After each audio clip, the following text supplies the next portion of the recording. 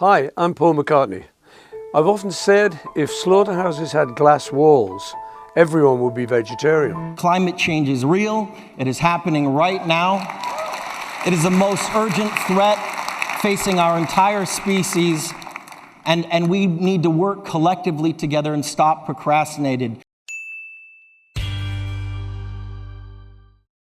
안녕하세요. 지식수다의 알리아입니다. 저번 영상에서는 생태용량 초과의 날에 대해서 이야기했었어요. 그리고 그 생태용량 초과의 날을 이야기하면서 우리가 사용할 수 있는 지구의 총 생태용량 중에 반절을 우리는 식품, 즉 먹는 것으로 사용하고 있다라고 말씀드렸고, 이 먹는 것에 대한 몇 가지 실천을 통해서도 32일 정도를 늦출 수 있다라고 얘기했어요. 그래서 오늘의 이야기는 이 음식을 조금 더 가져와서 이 음식과 이산화탄소에 대한 이야기를 좀 해보도록 하겠습니다.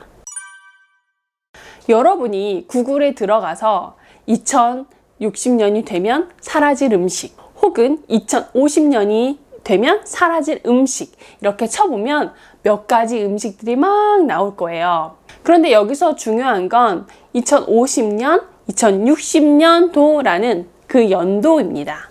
지금 현재 지구의 온도는 0.8도 이상, 즉 약 1도 정도 올라간 것으로 우리는 계산하고 있어요. 우리가 이 기후위기 문제를 잘 관리하면서, 물론 힘들어지는데 잘 적응하면서 살 수 있는 게 어느 시점일까 라고 계산을 해보면 1.5도라는 계산이 나와요. 즉 지구의 온도가 1.5도 정도 까지는 우리가 이 문제에 대해서 좀 잘 적응하면서 관리하면서 살 수 있다라는 것이죠. 그래서 바로 이 모든 기후 협정의 이 골자는 인류가 어떻게든 합심해서 지구의 온도를 1.5도 이상 올리지 않겠다라고 되어 있어요.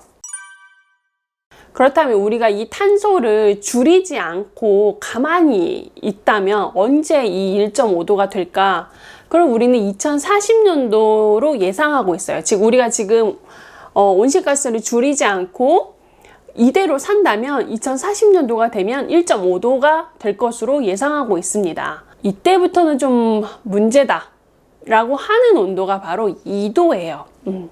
이 2도가 되는 해가 언제냐라고 하면 2050년에서 혹은 2060년도라고 얘기를 하고 있어요. 그래서 2050년이 되면 사라질 음식 당당 치면 그런 문제들이 나오는 거고, 2060년도라고 쳐도 똑같은 이야기가 나오는 것이죠. 즉 우리에게 생존의 온도는 1.5도인 거고요. 우리가 아주 힘들어지는 상황이 되는 온도는 바로 2도입니다. 그 2도가 넘어가면 지구의 생태계가 이제는 좀 망가져서 회복 가능하지 않은 수준이 될 것이다 라고 얘기를 하고 있고요. 불과 우리에게 남은 시간은 20년밖에 없는 것이죠. 절대 2도가 올라가게 둬서는 안 되니까요. 우리가 먹는 음식에서 제일 많은 탄소를 배출하는 음식은 뭘까라고 물어보면 단연 1등으로 뽑히는 것이 있어요. 그것이 바로 소고기입니다. 우리가 일반적으로 육식이 굉장히 많은 탄소를 발생시켜요 라고 얘기를 하잖아요. 사실 닭고기나 양고기나 돼지고기나 이런 것보다도 이 소고기가 월등하게 많은 탄소를 배출하고 있어요. 그 이유는 우선 메탄가스 때문이기도 하고요. 사실 이 메탄가스는 이산화탄소보다 온실효과가 약 20배 정도 강해요. 또 하나, 소고기를 키우는 과정에서 아주 많은 문제들이 일어나요. 소 한 마리에게 들어가는 이 곡식의 양이 사람이 먹는 곡식의 20인분에 해당하기도 하고요. 이 소고기를 키우기 위해서 아마존에서는 매일매일 방화가 일어나기도 하고, 그로 인해서 그곳에 살고 있는 원주민들이 쫓겨나거나 살해당하는 일들도 비일비재하게 일어나기도 해요. 바로 이 소고기 산업 때문에 일어나는 일들이죠. 이와 관련해서 소개시켜드리고 싶은 영상이 있는데 바로 넷플릭스의 카우스피리시입니다. 이 소고기를 위해서 얼마나 많은 인권 침해와 얼마나 많은 숲이 파괴되는지, 그걸로 인해서 얼마나 많은 탄소가 발생하는지들을 잘 설명해주고 있거든요. 그래서 시간이 되신다면 꼭 보시기를 추천합니다. 그리고 우리가 하나 알아야 할 사실은 이 소고기가 왜 이렇게 그럼 많이 이렇게 생산하는가. 아마 여러분들 좀 의아할 거예요. 내가 일상에서 그렇게 소고기 많이 안 먹는데? 라고 생각하실 테니까, 이 소고기의 거의 대부분은 햄버거용으로 사용되기 위해서 사육돼요. 그래서 이 소고기의 많은 부분들이 프랜차이즈 햄버거 이런 업체들로 흘러 들어가는 거죠. 그래서 대부분이 사실 햄버거에 들어가는 소고기인 거예요. 그리고 또 하나 되게 재밌는 통계가 발표된 적이 있는데요. 그 한식에서 어떤 음식이 정말 많은 탄소를 배출해낼까라고 1위부터 10위까지를 발표한 적이 있어요. 1위가 뭐였을 것 같으세요? 당연히 소고기랑 조금 관련이 있겠죠. 바로 설렁탕이었어요. 여기 역시도 소가 들어간다는 특징이 있죠. 그 두 번째가 곰탕이에요. 세 번째는 뭘까요? 세 번째는 갈비탕입니다. 모두 다 소고기를 베이스로 한 음식이라는 특징이 있죠. 바로 이런 배경 때문에 생겨난 운동이 미프리 먼데이예요. 즉 일주일에 월요일 하루는 채식을 하자라는 운동이에요. 우리가 이렇게 일상생활에서 단 하루라도 채식으로 바꾸는 것이 엄청난 효과가 있어요.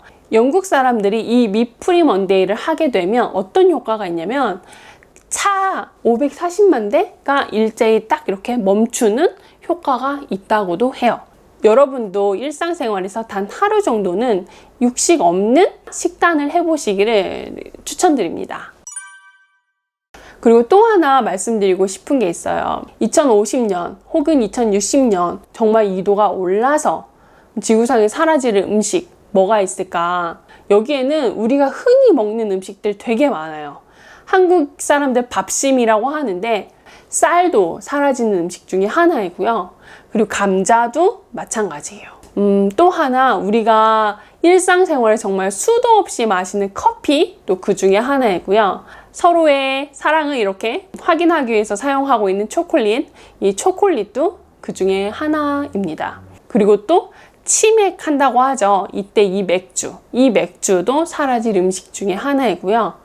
와인도 마찬가지예요. 이도가 된다라는 것은 이런 거예요.